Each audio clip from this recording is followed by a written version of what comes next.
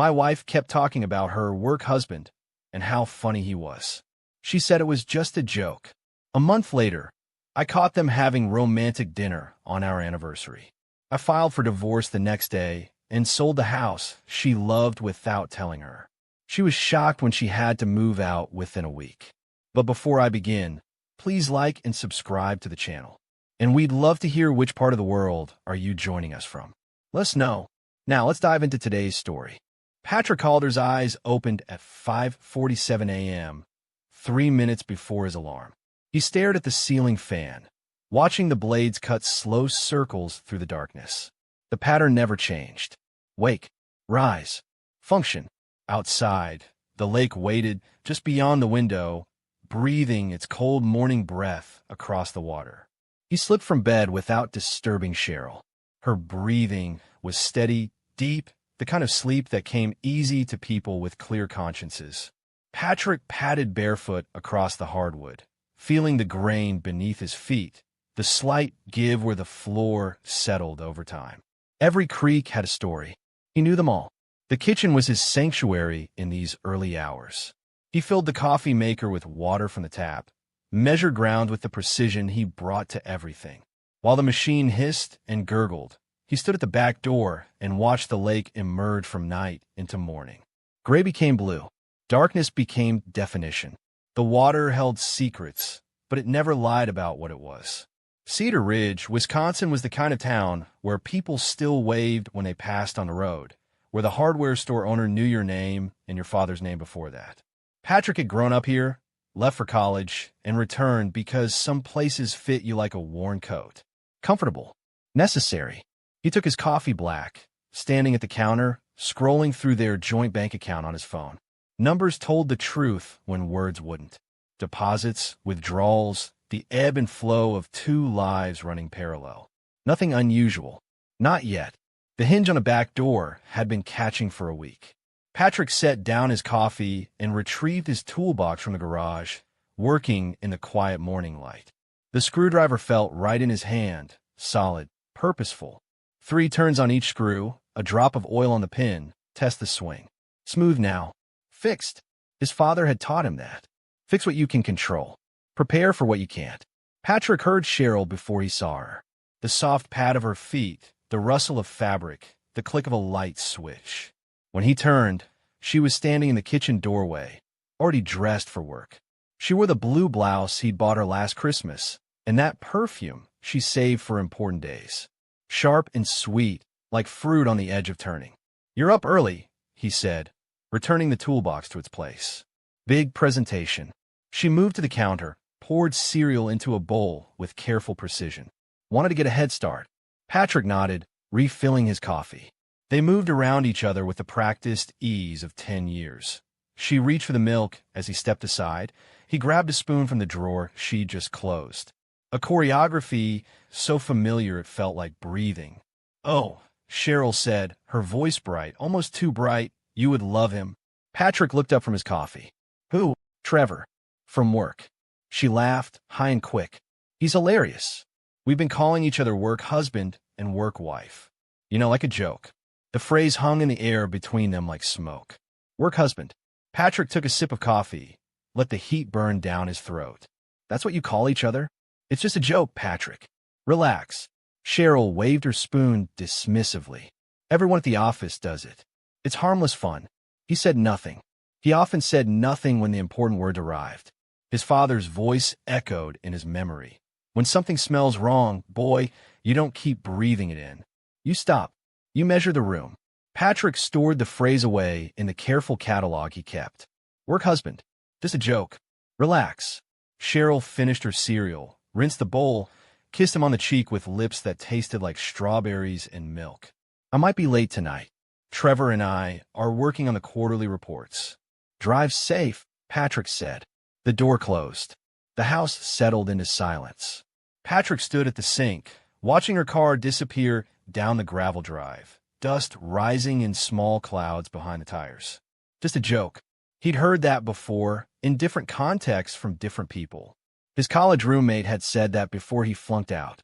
His cousin had said that before the DUI. Words people used when they wanted you to ignore what your gut already knew. Patrick finished his coffee, washed both their cups, and placed them in the drying rack with the handles facing the same direction. Order mattered. Systems mattered. When everything else fell apart, you had what you built. The pattern started small, the way Rod always does. 3 days after the work husband comment, Patrick noticed Cheryl checking her phone during dinner. Not unusual by itself. Everyone checked their phones. But she smiled at the screen with a softness he recognized. It was the smile she used to give him. "Something funny?" he asked. "Just Trevor being Trevor." She set the phone face down on the table. "He sent me a meme about our boss." Patrick cut his chicken, chewed, swallowed.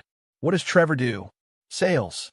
He's new, transferred from a Milwaukee office about 2 months ago." Cheryl's voice carried an energy it hadn't held in weeks. "He's really turned the team around. Everyone loves working with him. Sounds like a good addition." "He really is." The conversation moved elsewhere. Bills to pay, a cousin's wedding invitation, whether they should replace the dock boards before winter. Normal things. Safe things. But Patrick filed it away. Trevor. Sales. Milwaukee. 2 months. A week later, Cheryl stopped wearing her wedding ring to work. He noticed on a Thursday morning. She was braiding her hair in the bathroom mirror, the ring sitting on the counter beside her makeup bag. When she finished, she reached for her earrings but left the ring where it lay. "Forget something?" Patrick leaned against the doorframe. Cheryl glanced at the ring. "Oh, it's been catching on files at work. Scratching everything. I'll put it back on when I get home." "Makes sense." But she didn't put it back on when she got home. The ring stayed on the bathroom counter, gathering dust in the space where the band touched porcelain. Patrick said nothing. He watched. 2 weeks later, Cheryl was folding laundry on the couch while Patrick read a book in his chair. She laughed suddenly, holding her phone in one hand and a t-shirt in the other. "What's funny?" he asked without looking up. "Trevor he has this way of describing people. He called our manager a motivational poster that gained sentience and learned cruelty." She snorted. "It's so accurate." Patrick turned a page. "He sounds creative." "He is. He's actually really smart. Did I tell you he has an MBA from Northwestern?" "You mentioned it." She hadn't, but Patrick didn't correct her. "And he volunteers at the animal shelter on weekends." "How sweet is that?" Patrick closed his book, marking his place with his thumb. "You talk about him a lot." Cheryl looked up, defensive already. "Do I? I don't think I do. Work husband, right? Just a joke." "Exactly." She resumed folding, movements quick and sharp. "You're reading into things that aren't there. I'm listening to what's there." "Well, maybe you're listening too hard."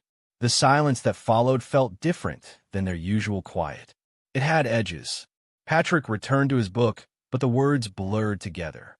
Across the room, Cheryl folded clothes with aggressive precision. Each shirt snapped straight before being placed in the basket. That night, Patrick lay awake while Cheryl slept. Moonlight spilled through the window, painting silver stripes across the ceiling.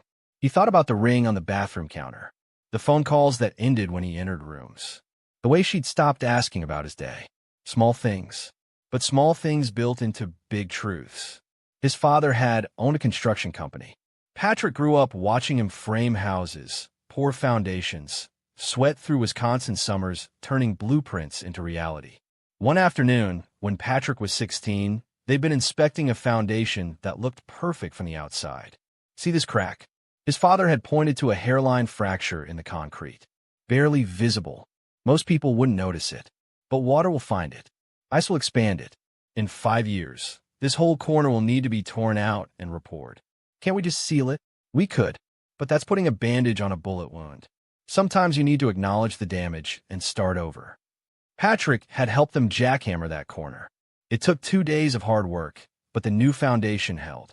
He turned onto his side, watching Cheryl's silhouette rise and fall with her breathing. 10 years of marriage.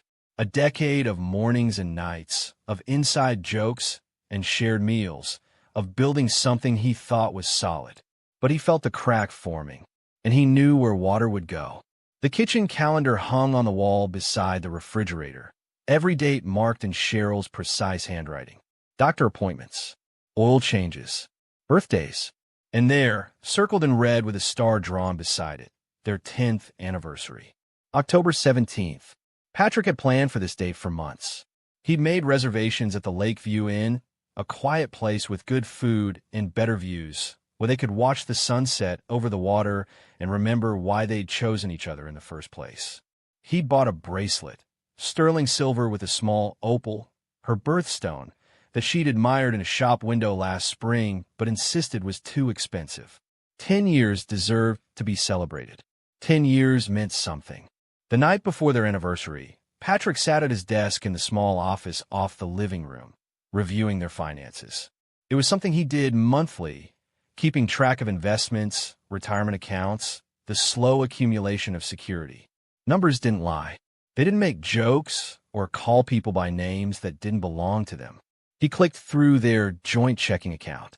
Nothing unusual. Their savings. Stable. The retirement funds. Growing steadily. His personal account. The one he'd maintained since before the marriage. Untouched, exactly as he'd structured it. Patrick had always believed in preparation. When they'd gotten engaged, Cheryl had rolled her eyes at the prenuptial agreement his lawyer drafted.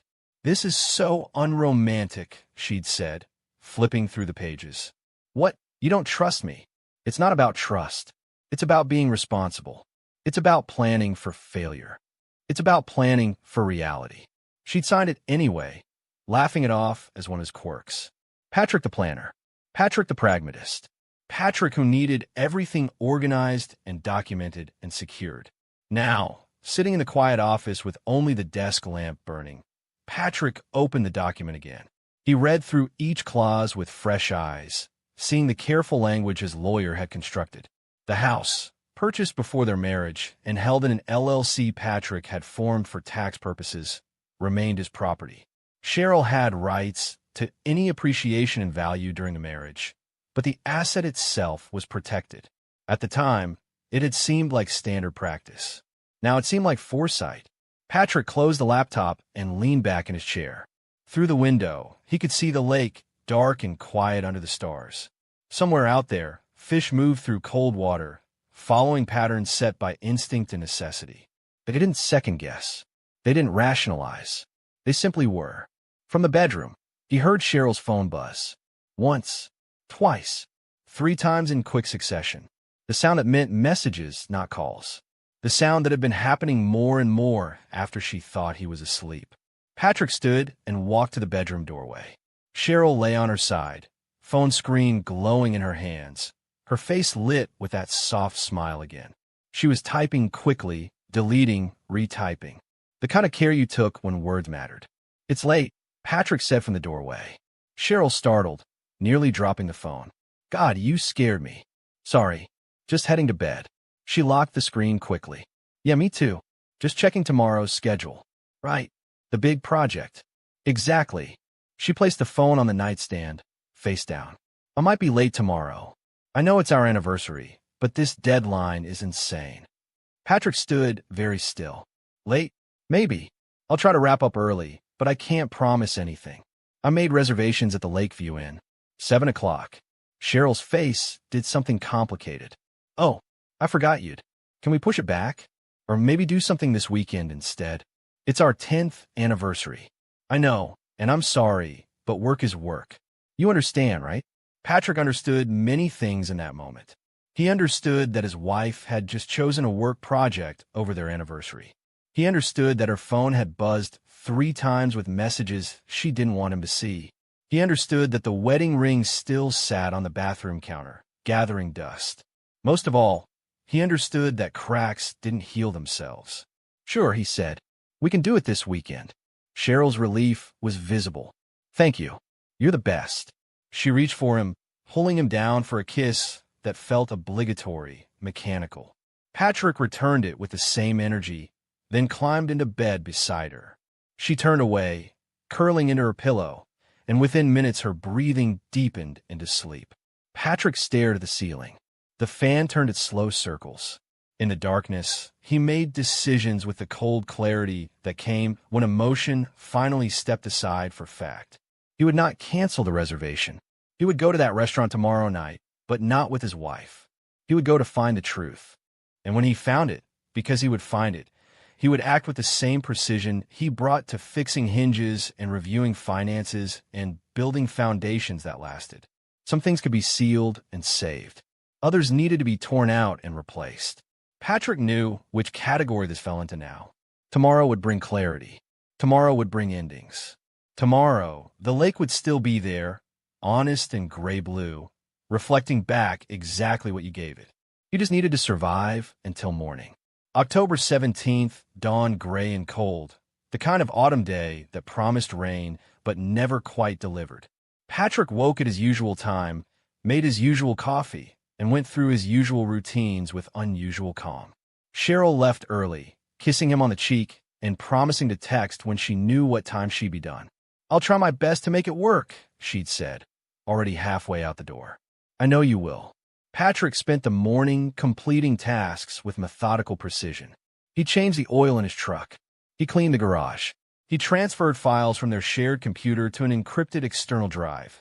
Tax returns, insurance policies, bank statements. Just copies. Just preparation. His father's voice again. Hope for the best, but have documentation for the worst. Around noon, he called the Lakeview Inn and confirmed the reservation. Yes, still for 2 people. 7 o'clock. Window table overlooking the water. Then Patrick drove into Milwaukee. The city rose from the landscape like something necessary but not quite wanted, concrete and glass interrupting the natural roll of Wisconsin hills. Patrick navigated through afternoon traffic with the windows down, letting cold air keep him focused. He'd looked up the restaurant the night before, after Cheryl's phone had finally stopped buzzing and she'd fallen asleep. Trevor's social media had been easy to find.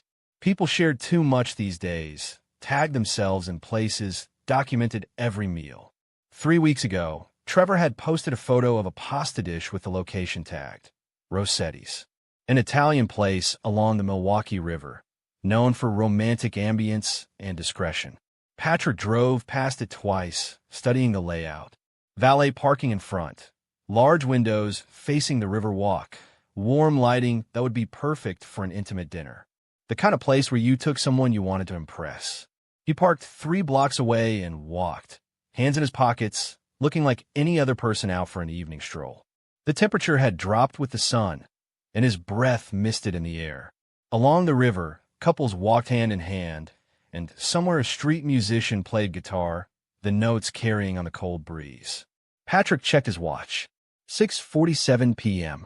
He positioned himself across the street from Rossetti's, partially hidden by a bus shelter, and waited.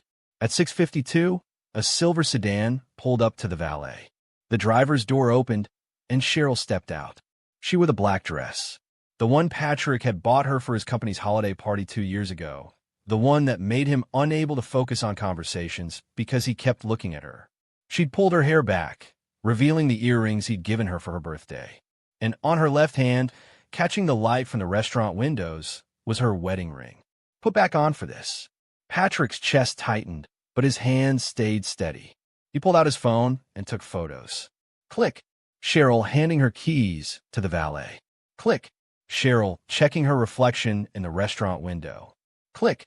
Cheryl walking inside with a smile that belonged to anticipation, to excitement, to someone going somewhere that mattered. Patrick waited. At 7:03, another car arrived. A blue BMW, leased according to the plate frame. The driver was mid-30s, tall, wearing a suit jacket over dark jeans. Confident. Comfortable. Trevor Ames walked into Rossetti's like he owned the night. Patrick gave them 5 minutes, then crossed the street. The hostess greeted him with professional warmth. "Good evening, sir. Do you have a reservation?" "Just looking for someone," Patrick said, moving past her with the kind of purposeful stride that discouraged questions. The restaurant was exactly what he'd expected. Low lighting, candles on every table, soft jazz playing from hidden speakers. The tables near the windows offered views of the river, dark water reflecting city lights in fractured patterns. Patrick found them at a corner table. Private. Intimate. Trevor sat with his back to Patrick, leaning forward as he talked. Cheryl faced Patrick's direction, but she wasn't looking toward the entrance. She was looking at Trevor with complete focus, the kind of attention that erased the rest of the room. Patrick moved closer, angling himself behind a decorative column that provided cover. He raised his phone again and took photos. Trevor's hand on the table, inches from Cheryl's. Cheryl laughing at something Trevor said, her whole face alight.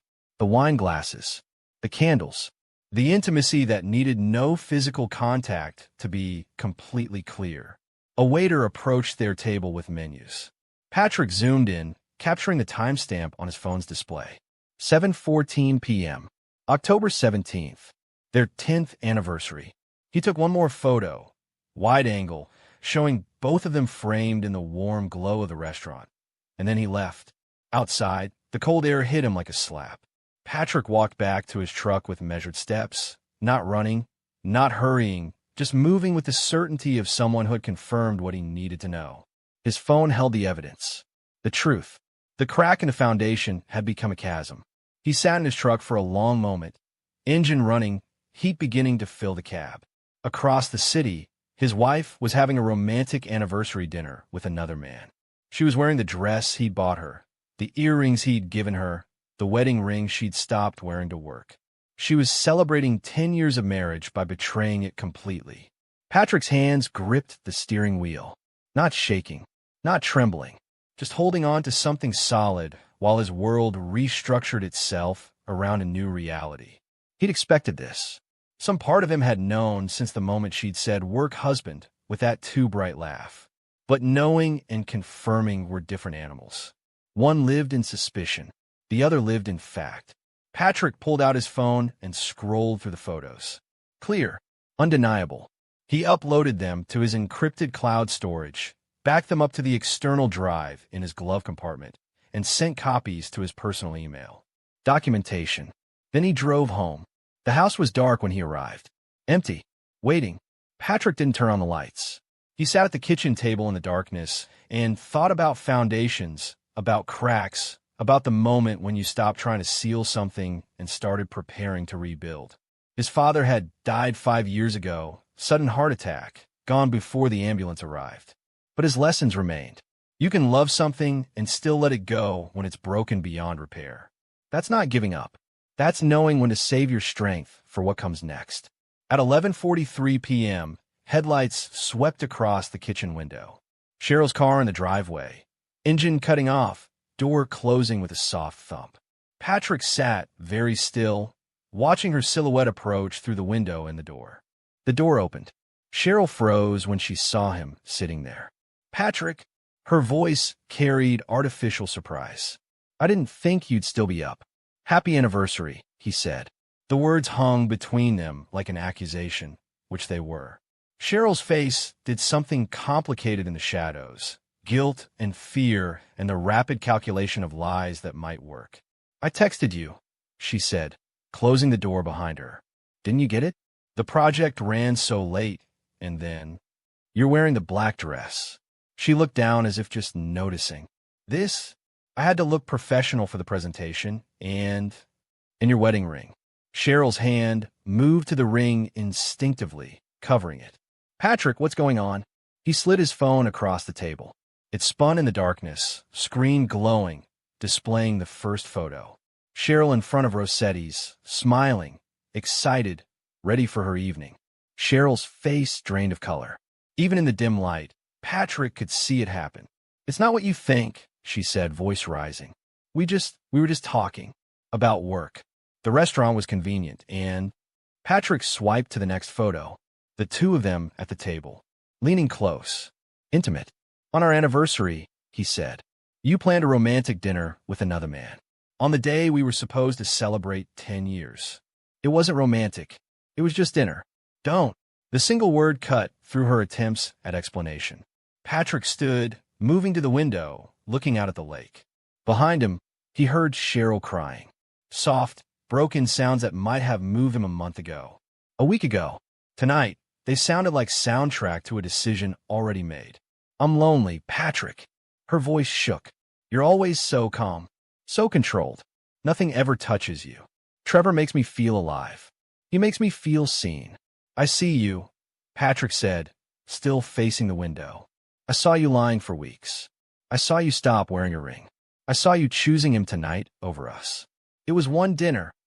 It was the moment you decided he was worth more than 10 years. Patrick turned to face her. It was the moment you proved the crack was real. Cheryl's tears had turned to anger now. You're always thinking in metaphors and calculations. Maybe that's the problem. Maybe I need someone who actually feels things. I feel plenty. Then why are you so calm about this? Because I'm not going to argue with betrayal. Patrick picked up his phone, pocketing it. I'm just going to respond to it. What does that mean? It means I'm done. The words landed with finality.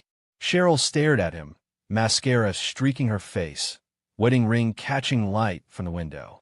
Patrick, please. We can work on this. We can go to counseling. I'll stop talking to Trevor. No. You can't just give up on 10 years. I'm not giving up on 10 years. I'm acknowledging that you already did. Patrick moved toward the bedroom, but Cheryl grabbed his arm. Don't do this. Not like this. Let's talk in the morning when we're both calmer. I'm perfectly calm. That's the fucking problem. She was shouting now, voice breaking. You're always calm. Even now, even when I'm falling apart, you're just processing. Like I'm a problem to be solved instead of your wife. Patrick gently removed her hand from his arm. You stopped being my wife when you decided Trevor was worth lying to me. The rest is just paperwork. He walked to the bedroom, closed the door, and listened to her crying in the kitchen. The sound continued for a long time. Eventually, he heard her gather her keys, heard the front door open and close, heard her car start and drive away. Patrick sat on the edge of the bed in the darkness. His phone buzzed with a text message from Cheryl. Please don't do anything tonight. Let's talk tomorrow. He didn't respond. Instead, he opened his contacts and scrolled to his lawyer's number. Michael Brennan had handled the prenup, had helped Patrick set up the LLC that held the house, had been his college roommate and friend for 20 years. Patrick sent a text. Need to meet first thing tomorrow. Divorce. I'll explain then. The reply came within minutes. 8 a.m. my office. I'll have the papers ready. Patrick set his phone aside and lay back on the bed. Above him, the ceiling fan turned its endless circles. Outside, the lake breathed its cold breath. Inside, a marriage ended not with screaming or violence, but with the quiet certainty of someone who'd finally stopped patching cracks and started building something new. Michael Brennan's office sat above a coffee shop on Main Street, smelling perpetually of espresso and old law books. Patrick arrived at 7:55 a.m., exactly as planned, carrying a folder containing every photo, every bank statement, every piece of documentation he'd gathered.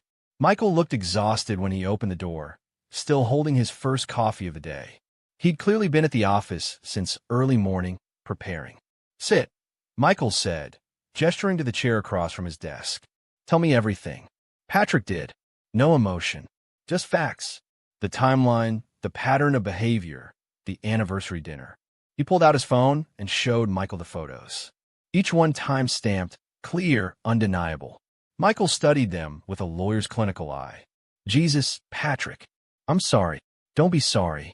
Just help me end this cleanly. The prenup will hold. The house is protected. It was purchased before the marriage and held in your LLC. She has no claim to it, only to any appreciation and value during the marriage. Michael pulled out a calculator and started running numbers. Even that's minimal. The market's been relatively flat. What about the timeline? Wisconsin has a 6-month waiting period for divorce, but we can file immediately. Irretrievable breakdown of the marriage. With this evidence, we can push for fault-based grounds if needed, though it won't change the property division much given the prenup. I want it fast. I want it final. Michael nodded. I'll file this morning. You'll need to have her served.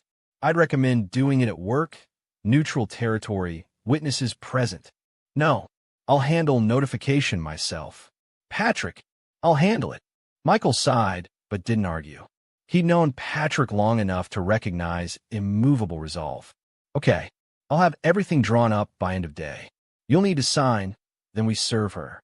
Expect her to contest, to ask for counseling, to try to delay. She'll try. It won't work. Anything else I should know? Patrick was quiet for a moment, thinking. I've transferred all my premarital assets into accounts she doesn't have access to. The joint account has 6 months of basic expenses. She can have that. That's more than generous given the circumstances. I'm not interested in revenge. I'm interested in closure. Michael made notes, his pen scratching across legal pads. What about the house? You planning to stay there? No, I'm selling it. Michael looked up, surprised. You love that house. I love what I thought my life was. Now it's just a building with memories I don't want. Market's decent right now. Lakefront property moves fast if you price it right. I'm not listing it. I have a buyer. Already. Remember Tom Henley? He's been asking about lakefront property for his daughter. Cash buyer. Close fast. Michael's eyebrows rose. How long have you been planning this? I'm not planning. I'm preparing for outcomes. Patrick, she's going to lose everything.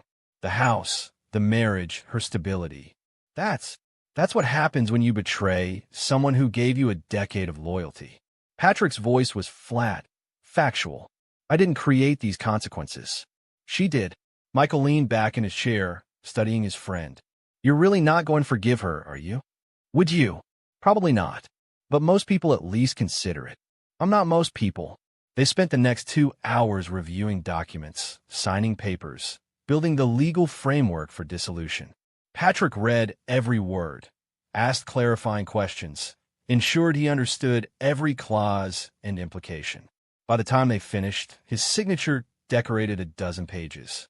It's official then, Michael said, gathering the papers into a folder. I'll file these this afternoon. You'll be served a copy for your records. Cheryl will be served within 48 hours. Thank you. Patrick. Michael caught him as he stood to leave. Are you okay? Really? I'm functional. That's all that matters right now. Patrick left the office and walked to the coffee shop below. He ordered black coffee and sat by the window, watching Cedar Ridge wake up for the day. The hardware store opened its doors. The bakery displayed fresh bread in its window. Life continued its patterns, indifferent to individual destruction. His phone buzzed with a text from Cheryl. Can we please talk? I miss you. Patrick deleted it without responding. Another text. I ended things with Trevor. It's over. It was a mistake. Delete. Patrick, please. I love you. He turned off his phone. The coffee burned going down, which felt appropriate. Everything was burning down. Marriage, home, the future they'd imagined. Patrick sat in the wreckage and felt nothing but the cold clarity of someone who'd made peace with necessary destruction. His father had told him once, during the foundation repair, the hard part isn't tearing out what's broken. That's just work. The hard part is accepting that sometimes you can't save what you built. Sometimes you have to let it fall and start over. Patrick was ready to start over. The court date arrived with the efficiency of legal machinery grinding forward. 3 weeks after filing, Patrick sat in a courthouse conference room across from Cheryl and her lawyer, a nervous young woman named Jessica who looked fresh out of law school. Cheryl had lost weight. Her face looked hollowed out, and she wouldn't meet his eyes. She wore a conservative navy suit and kept her hands folded on the table, wedding ring notably absent. The mediator, a patient woman in her 60s, reviewed the documents with practiced efficiency. Mr. Calder is seeking dissolution of marriage based on irretrievable breakdown. The prenuptial agreement is in effect. All premarital assets remain with their original owner. Joint assets accumulated during the marriage to be divided equitably. Jessica cleared her throat. Your Honor, my client requests that we explore reconciliation counseling before proceeding with. No, Patrick said. The mediator looked at him. Mr. Calder, in Wisconsin, the court generally encourages. The marriage is over. I'm not interested in counseling. Cheryl spoke for the first time, voice small. Patrick, please, just give us a chance to. You had chances, he said, finally looking at her. You chose not to take them. It was one mistake. It was a pattern of choices leading to betrayal. The mediator raised her hand, silencing them both. Let's review the asset division. The house at 2847 Lakeshore Drive was purchased by Mr. Calder prior to the marriage and held in an LLC. Per the prenuptial agreement, this remains his sole property. Cheryl's lawyer leaned forward. The house appreciated $40,000 during the marriage. My client is entitled to half of that appreciation. Michael Brennan, sitting beside Patrick, spoke calmly. The prenup explicitly states that appreciation is calculated at time of final decree. However, my client has sold the property. Closing occurred yesterday. The room went silent. Sold? Jessica looked confused. But we weren't notified of. The property belonged to Mr. Calder's LLC. He had no legal obligation to notify anyone. Cheryl was staring at Patrick now, face white. You sold our house. I sold my house. The LLC's house. The property protected by the prenup you signed. Where am I supposed to live? That's not my concern. Patrick, that's our home. That's where we built our life. You can't just. I can, I did. Tom Henley wanted lakefront property for his daughter. Cash offer. Closed fast. Cheryl turned to her lawyer, desperate. Can he do that? Can he just sell our house without telling me? Jessica looked sick. If the prenup, let me review. She flipped through papers with shaking hands. The house is specifically listed as premarital property held in oh God. Yes, he can sell it. The buyer takes possession next week, Michael added. Which means you have 7 days to remove your belongings, Mrs. Calder. 7 days. The number landed like a physical blow. Cheryl's breath caught, and for a moment Patrick thought she might cry. But she didn't. She just stared at him with something between horror and disbelief. You planned this, she whispered. I prepared for reality, Patrick corrected. You created the situation. I responded to it. I made one mistake. You made dozens of choices. Each lie, each hidden text, each moment you chose Trevor over us. Those were all choices. The anniversary dinner was just a choice I happened to witness. The mediator tapped her pen on her papers. Let's continue with the division of remaining assets. Joint checking account currently holds $4,200. Joint savings, $8,600. Retirement accounts. They spent the next hour dividing a decade into spreadsheets. The checking account split 50-50. The savings, same. Patrick's 401k stayed his, as did the retirement account he'd started before the marriage. Cheryl kept her car, her retirement fund from work, her personal belongings. When they finished, Patrick had lost approximately $12,000 in joint accounts and would owe Cheryl roughly $20,000 for the house appreciation. A total cost of $32,000 to end 10 years of marriage. He had paid 10 times that to be free. The waiting period is 6 months, the mediator said. Barring any complications, the divorce will be final in April. Mr. Calder, you're required to provide reasonable access for Mrs. Calder to collect her belongings from the residence. Mrs. Calder, you have 7 days from today to remove all personal items. Cheryl signed the papers with shaking hands. Patrick signed with the steady precision he brought to everything. When they stood to leave, she tried one last time. Patrick, wait. Please, can we just talk for 5 minutes?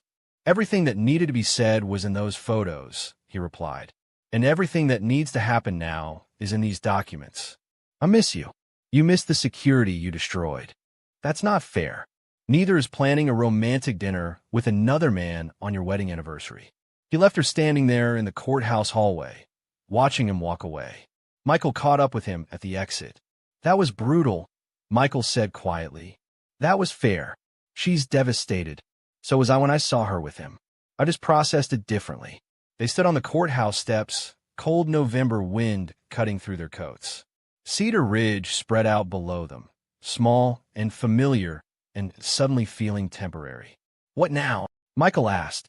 Now I deliver the move-out notice myself. Then I start figuring out what comes next. You gonna stay in Cedar Ridge?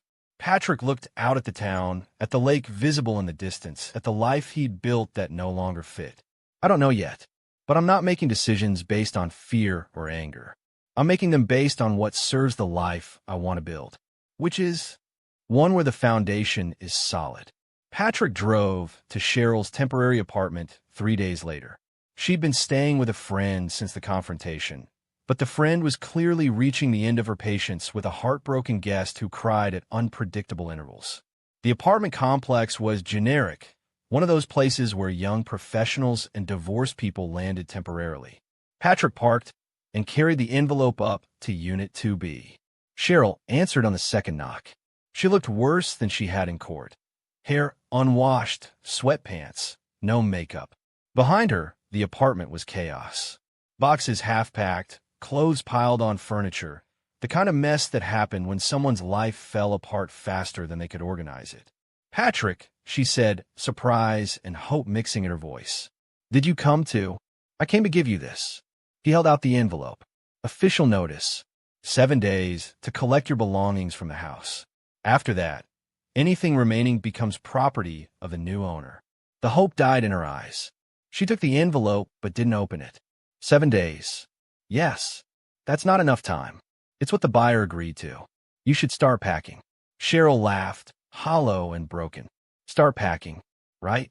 Pack up 10 years of my life into boxes in 7 days. Very reasonable. You'll figure it out. Will I? She leaned against the doorframe, looking exhausted. Trevor won't return my calls. My parents are ashamed of me. My friends are sick of hearing me cry. And you're standing here like I'm a stranger you need to deal with efficiently. You made yourself a stranger when you chose secrecy over honesty. I made a mistake, Patrick. One stupid mistake. Don't I get a chance to? You got chances. Every morning you woke up next to me and chose to keep lying was a chance. You didn't take them. Cheryl's face crumpled. I still love you. No, you don't. You love the stability I provided. You love the idea of not being the woman who destroyed her marriage. You love not having to face consequences. But you don't love me. If you did, you wouldn't have spent October 17th at a romantic dinner with another man. You're never going to forgive me, are you? Forgiveness requires trust. You shattered that. Patrick turned to leave, but Cheryl grabbed his arm. Her grip was desperate, fingernails digging in slightly. Please, just tell me what I can do. Tell me how to fix this. You can't fix it. Some things, once broken, don't go back together. You just replace them. I'm not a broken appliance. No, you're a person who made choices that ended a marriage. Now you live with those choices. He pulled his arm free gently and walked back to his truck. Behind him, he heard the apartment door slam. Through the window, he could see Cheryl standing inside, envelope still clutched in her hand, shoulders shaking with sobs. Patrick felt no satisfaction, no joy in her pain, just the cold confirmation that he'd done what needed to be done. He drove home, to the house that would soon belong to someone else, and began his own packing. Not because he needed 7 days, but because systems required completion. Each room got sorted methodically. Keep, donate, trash. The process was meditative, almost peaceful. In the bedroom, he found a shoebox of photos. Their wedding, smiling and young and believing in forever. Vacations to places that had seemed important at the time. Holidays with families who'd now have to pick sides. He almost threw them out, but something stopped him. Not sentiment, not hope, just the acknowledgement that these moments had been real, even if what came after destroyed them. Patrick packed the photos in a box labeled archive and moved on. The final night in the house arrived faster than expected. 6 days of packing, organizing, and closing chapters. Cheryl had come the day before with a moving truck and 3 friends who wouldn't meet Patrick's eyes. They'd loaded furniture, clothes, kitchen items, bathroom supplies. The marriage dissolved into boxes and loading ramps. Patrick had stayed in the garage during the move, giving her space but remaining present to ensure the process stayed orderly. When they finished, Cheryl had stood in the empty living room, looking lost. "The couch," she'd asked. "We bought it together. It's yours. Take it. But we picked it out together. For movie nights, and..." "Cheryl, take the couch." She had, along with the dining table, the bedroom set, most of the kitchen supplies. Patrick kept what he needed, his tools, his books, his laptop, clothes.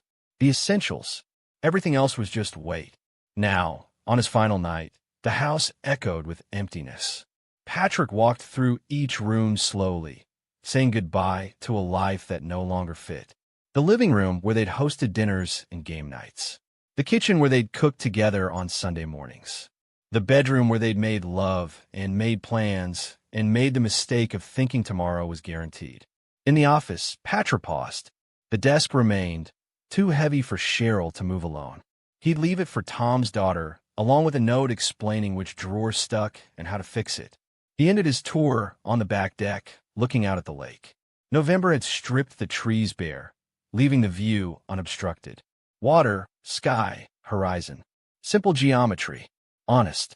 Patrick sat on the steps, feeling cold wood beneath him, and thought about his father's foundation. The crack they'd found. The decision to tear out and rebuild rather than patch and pray. He'd done the same thing here. Torn out what was broken. Soon, someone else would build something new on this foundation. Maybe it would last longer. Maybe they'd take better care of it. Goodbye, Patrick said to the house, to the lake, to the decade that ended here. Then he stood, walked inside, locked the doors, and drove away. Patrick took a room at a small inn on the edge of town. Nothing fancy, just clean sheets and quiet walls while he figured out what came next. For the first time in months, he slept deeply, dreamlessly, the sleep of someone who'd completed difficult work. Morning came with pale sunlight through cheap curtains. Patrick made instant coffee in the room's tiny kitchenette and checked his phone. 3 missed calls from Cheryl, all from late last night. 2 voicemails. He didn't listen to them. Instead, he called Tom Henley. Patrick. Tom's voice boomed with characteristic enthusiasm. How's it feel to close that chapter? Relieving. Your daughter's going to love the place. She's thrilled. Already planning renovations. Kids these days always wanting to change things. Tom paused. You doing okay? Divorce is hell, even when it's necessary. I'm functional. That's the Calder way, isn't it? Stay functional until you figure out how to thrive again. Tom cleared his throat. Listen, I know this is fast, but I'm expanding the business. Opening a branch in Duluth. Need someone who understands construction, knows how to manage projects, doesn't fall apart when things get complicated. Interested, Patrick looked around the small inn room.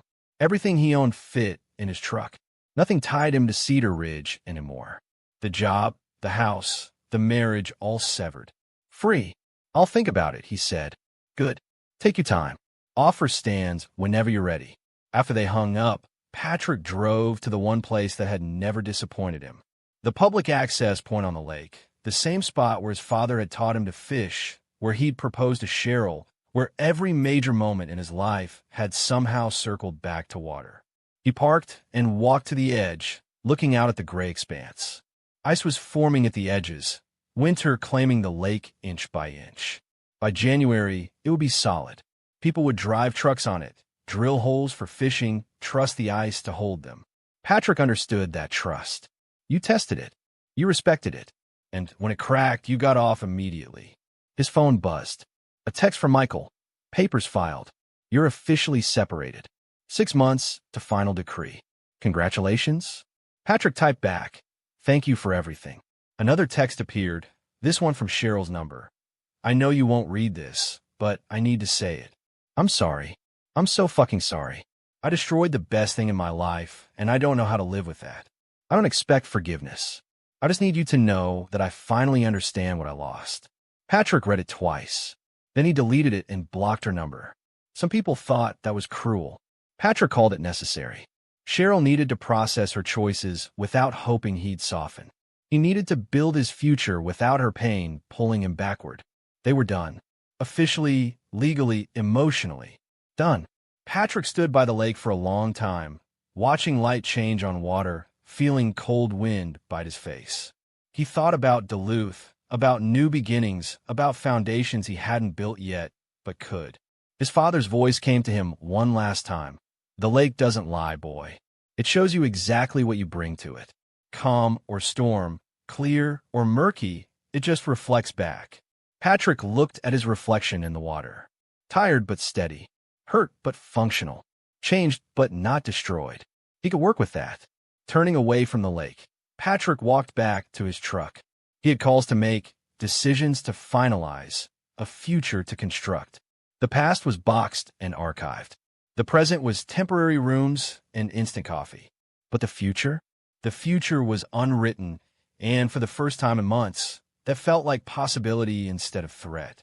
Patrick drove away from the lake, from Cedar Ridge, from the man he'd been when he'd trusted too easily. Behind him, the water kept breathing its cold breath, indifferent and honest. Exactly as it should be.